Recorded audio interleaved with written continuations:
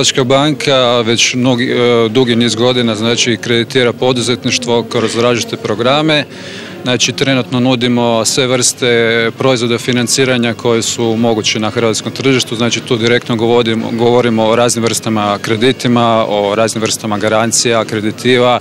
Nudimo također otkup potraživanja, diskont mjenica, odnosno govorimo također i o leasingu u suradnji sa Unicredit leasingom Hrvatske. Hrvatsko poduzetništvo u ovom dobu recesije svakako zaslužuje pažnju, što se tiče samog financiranja.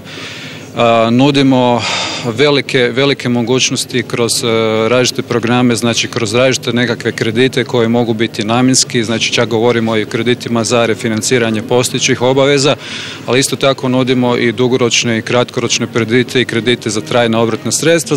Ono što poduzetniku u ovom trenutku treba, može se obratiti u Zagrebačku banku, razgovarati sa svojim voditeljem poslovnog odnosa i oni će zajedno doći do zajedničkog nekakvog proizvoda koji će mu pomoći u prevladavanju kratkoročnih i dugoročnih nekakvih obaveza. Pa Sajam SASO daje nam veliku mogućnost promoviranja. Ove godine smo prisutni u paviljonu 6 na štandu broju 20 i kao partner SAS-a svakako ćemo pridonijeti i sa današnjim predavanjem da upoznamo svekoliku javnost i Hrvatske i ove regije Dalmacija, da pokušamo poduzetnicima pomoći u samom financiranju.